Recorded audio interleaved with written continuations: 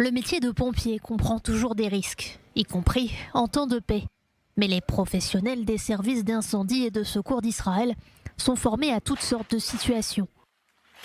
Malheureusement, l'attaque terroriste du 7 octobre a pris tout le monde par surprise.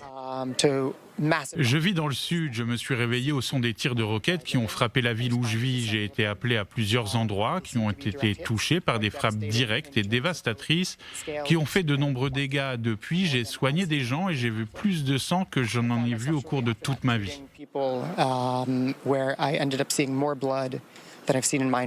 Les pompiers d'Ashkelon et de tout Israël ont été témoins de nombreuses situations difficiles depuis le début de la guerre.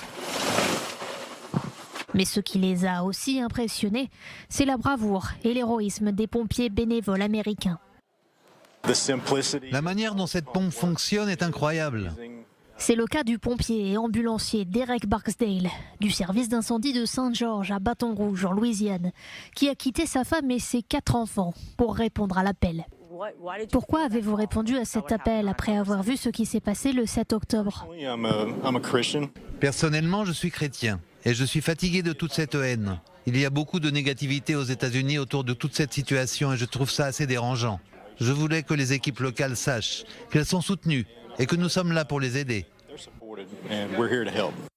Derek fait partie des 60 pompiers américains qui se sont portés volontaires pour venir en Israël depuis le 7 octobre, dans le cadre d'une initiative appelée Bénévoles d'urgence, qui a permis de faire venir des dizaines de travailleurs médicaux américains en renfort des services d'urgence israéliens.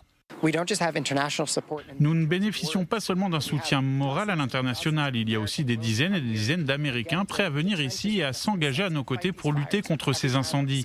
Chaque jour passé avec les pompiers américains dans les casernes me donne la chair de poule car je sens que nous ne sommes pas seuls. On porte des gilets pare-balles parce que certains appels nous font aller près de la frontière avec Gaza. Derek a vécu de nombreuses catastrophes naturelles, dont l'ouragan Katrina en 2005. Mais il affirme que cette fois, la situation ne ressemble en rien à ce qu'il a pu connaître auparavant. La différence, c'est que d'habitude, on a affaire à la communauté locale, à des gens de Louisiane. On ne subit pas de tirs de roquettes et on n'a jamais eu à se réfugier dans un bunker. Ici, on est dans un pays différent et on aide les gens. Mais c'est la guerre et ce qui est fou, c'est que les Israéliens sont habitués à tout ça et que ça ne devrait pas être le cas. Derek est aussi impressionné par l'efficacité des pompiers et sauveteurs israéliens, ainsi que par la fraternité qui règne au sein des équipes. Les pompiers se comportent comme des frères ou que vous alliez, mais ici c'est encore différent. Je ne sais pas comment l'expliquer, je le ressens du fond de mon cœur.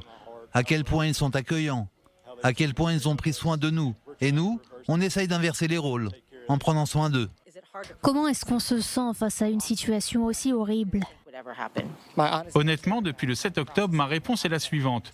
Reposez-moi la question quand la guerre sera terminée. Nous sommes très occupés en ce moment. Nous ne nous posons même pas la question et nous n'avons pas le temps d'y penser.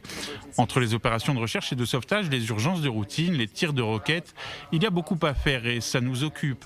Le moral est bon, encore meilleur quand on sait que les Américains sont ici avec nous et que nous allons surmonter cette guerre ensemble.